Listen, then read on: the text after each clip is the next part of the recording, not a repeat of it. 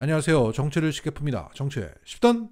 이르면 오늘 한동훈이 국힘의 비대위원장으로 임명될지 모른다는 소식이 전해지고 있는 가운데 홍준표는 마지막 당부를 남겼습니다. 정치 경험이 많고 큰 판을 다뤄본 사람을 영입해서 비대위로 만들어야지 윤 대통령 아바타를 다시 당대표를 만들어 본들 그 선거가 되겠나? 한동훈 체제가 들어오면 일체 당무에 언급하지 않을 생각입니다. 김기현 체제 때는 바른 길 가라고 다소 깊이 비판하고 잘못 가는 길을 바로 잡으려고 했지만 한동훈 체제는 직할 체제이기 때문에 윤 대통령과 직접 부딪히게 되어 윤 대통령과 관계상 아무래도 부적절합니다. 그건 유승민이나 이준석이 몫이기도 하고요. 부디 당을 잘 운영해서 총선에서 꼭 이기길 바랍니다. 지면 식물 정권이 됩니다. 나는 관직에 있으니까 더 이상 윤석열 아바타 윤석열과 직접 싸울 수가 없다. 무직에 있는 유승민이나 이준석이 열심히 싸워라. 한동훈이 윤석열 아바타인데 그가 비대위원장이 되면 선거에서 질 것이고 식물 정권이 될 것이야. 이렇게 홍준표는 어두운 전망을 내놓으면서 이런 말도 했습니다. 김기현 밀다가 닥쳤던 개신세가 되더니 한동훈 밀어 연명하려고 몸부림을 치는구나. 정치 참 많이 타락했다. 자, 여기서 대표적으로 김기현 밀다가 닥쳤던 개신세가 된 사람이 누구죠? 바로 배현진입니다. 그 혼돈의 지난주 월요일에 김기현을 비호하다가 김기현이 끈 떨어진 걸 보자 배현진은 바로 김기현에게 날을 세웠습니다. 그리고 배현진은 홍준표한테 있다가 윤석열한테 날아갔죠. 자신의 연명을 위해서 밥 먹듯이 배신을 거듭하고 있는 배현진 등을 홍준표는 타락한 정치인이라고 비판했던 겁니다. 자, 이렇게 국힘에서 선거도 알고 판을 볼 줄 아는 홍준표는 한동훈이 총선을 말아먹을 것이고 나는 그냥 지켜보겠다고 말했습니다. 그리고 오늘자 동아일보의 김순덕 칼럼은 이런 걸 올렸습니다. 73년생 한동훈 가짜 민주화 세력 끝장내고 세대교체를. 자, 이 칼럼의 핵심 내용은 이것이라고 합니다. 비판 많지만 X86 후진 정치 끝낼 대안 있나? 자, 이게 무슨 소리입니까? 자, 본문 내용으로 가볼게요. 86그룹 맏형이었던 돈봉투 송영길 전 민주당 대표가 나보다 10살이나 어린 놈이 꼰대질을 하자 어릴 때 운동권 했다는 것 하나로 수십 년간 시민들 위에 군림했다며 후진 정치를 세련되게 질타한 사람이 한동훈이다. 시대착오적 X86 정치를 종식시키고 전대협보다 극단적인 어쩌고저쩌고. 자, 여기서 X86이라고 하는 것은 조86을 정말 조86이라고 쓴 겁니다. 그 일베나 펜코 애들이 주로 사용하는 세대 혐오 멸칭이 있어요. 그게 뭐 영포티, 퐁퐁남, 조86 뭐 이런 걸 갖다 쓰는데 그걸 동아일보 김순덕이가 그대로 가져와다 쓴 겁니다. 대단합니다. 자, 지금 천만을 바라보고 있는 영화 서울의 봄 때문에 전두환 세력과 그에 맞섰던 세력의 선악이 크게 환기되고 더욱 분명해졌습니다. 이런 상황에서 전두환과 맞섰던 86 운동권들을 조86이라고 폄하하고 끝장내자라고 하는 게 어떤 의미입니까? 나는 전두환의 후예다 이 말을 하고 있는 거예요. 지 얼굴에 똥물을 끼얹는지도 모르고 저러고 있는 겁니다. 자, 그리고 이 칼럼의 하이라이트는 이겁니다. 노파심에 고백하자면 나는 한동훈 법무장관과 일면식도 없다. 하지만 한동훈이 윤석열 아바타는 아니라고 본다. 왜냐? 첫 번째, 한동훈은 술을 입에도 못 대기 때문이다. 두 번째, 구리구리한 꼰대가 아니다. 세 번째, 옷도 잘 입고 정제된 언어로 말도 잘해서다. 자, 한동훈은 술을 안 먹는지는 몰라도 술자리는 갑니다. 그런데 다르답니다. 그리고 정제된 언어로 말을 잘한답니다. 자신의 거취를 묻는 김영배 민주당 의원의 질문에 혼자 궁금해하시면 될 것 같다. 김건희 명품백에 대해서 묻자 이 질문은 나한테 곤란할 거라고 생각했나? 민주당이 시키느냐? 이렇게 얘기해서 정치부 기자들이 빡쳤는데 정제된 언어로 말을 잘한답니다. 그리고 이런 논리로 한동훈을 칭찬하면 윤석열은 뭐가 되는 겁니까? 윤석열은 맨날 술만 처먹고 구리구리한 꼰대고 바지는 못 봐주겠고 말도 막 한다는 얘기잖아요.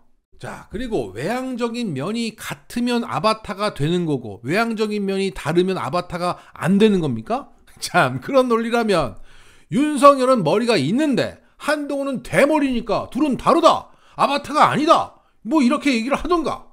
수준이 이 지경인데 김순덕은 오늘 미디어 알바트로스상을 받았다고 전해지고 있습니다.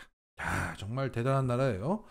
자, 엊그제 한동훈의 그 문제의 기자회견에서 나온 발언을 종합하자면 너희들은 그냥 틀렸다는 겁니다. 민주당이 시켜서 이러는 거지 내가 곤란할 줄 알아? 김건희 특검법은 선전선동 악법이고 독소장이 있어. 김건희 명품백은 몰카 공작이야. 너희들은 틀렸고 민주당에 놀아났고 내 말이 맞다는 얘기입니다. 그리고 오늘 또다시 정치부 기자들이 달려가서 질문을 하자 어제 한 말에서 특별하게 해석할 여지가 없어 보인다고 말하면서 다시 한번 자신의 발언에 문제가 없고 번복할 의향도 없다는 것을 분명히 했습니다. 자, 한동훈의 이 오만함 분명 큰 문제가 될 것입니다. 하지만 더 큰 문제는 언론들이 그 오만함을 더 키워줄 뿐 제어가 되지 않는다는 데 있습니다. 한동훈은 들어먹질 않는다는 거죠. 한동훈은 줄곧 특수부에서 엘리트 코스를 밟아왔고 그는 삼성 이재용, 현대차 정몽구, SK 최태원 등을 다 구속시킨 전력이 있습니다. 재벌의 저승사자였던 내가 재벌에서 광고나 받아먹는 언론들이 끄적거린 걸 내가 따라간다. 날 압박한다. 그때는 그들의 캐비넷이 열렸으면 열렸지 거기에 순응하지는 않을 거라는 겁니다. 유일하게 한동훈을 제어할 수 있는 것은 윤석열 정도로 보고 그 오만함은 좌절되지 않고 폭발할 것입니다.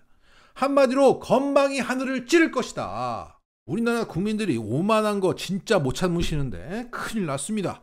자, 끝으로 한동훈의 오만함을 더 키우고 있는 SBS의 눈물겨운 보도를 짚고 마치겠습니다. 자, 최근 SBS는 한동훈을 열심히 띄고 있는 가운데 2030에서 한동훈 지지율이 크게 상승하고 반면 이준석 지지율이 크게 하락했다고 방송했습니다. 자, 2030에서 한동훈 지지율이 작년 9월엔 5%였는데 현재 18%로 대폭 뛰었고 이준석은 9%에서 3%로 추락했다는 겁니다.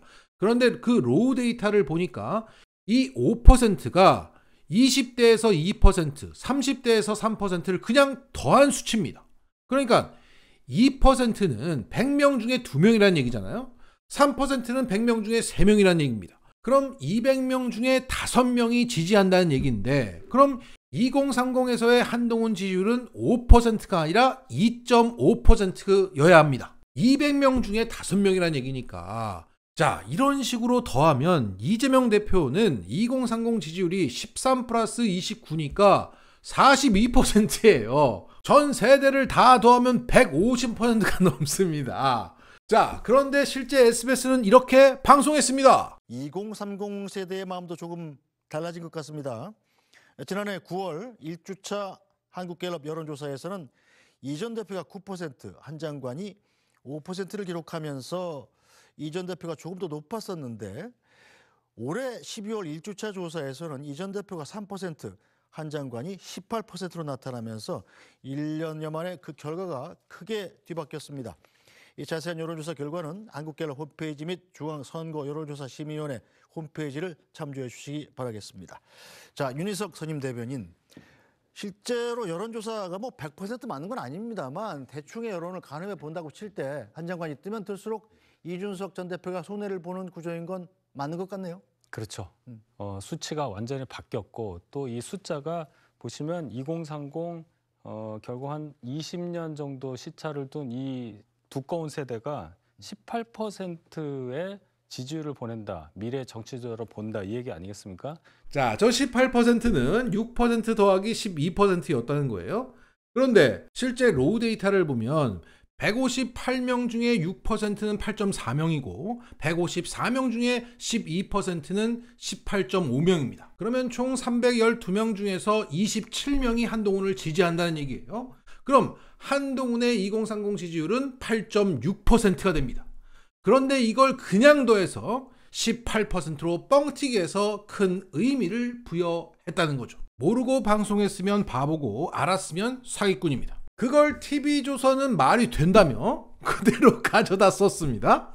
자, 최근 SBS의 모회사 태영건설이 부동산 PF 문제 때문에 부도 위기에 내몰리고 있고 자회사를 매각하고 있다는 소식이 전해지고 있습니다. 여기에 달린 댓글 중에 이런 게 있어요. 검색방송 스버스 윤두창 띄운 결과가 부도면 레전드. 자, 찍고 망하는 이찍 전형을 보여주고 있다는 거죠. 자, 정리하겠습니다. 김기현의 항명 때문에 계획이 틀어져서 보다 일찍 전면에 한동훈이 나서게 되었습니다. 얼마나 감사한지 모르겠습니다. 한동훈은 오만하기 때문에 알아서 무너집니다. 그리고 이 찍들은 또 찍고 망하는 겁니다. 마치겠습니다.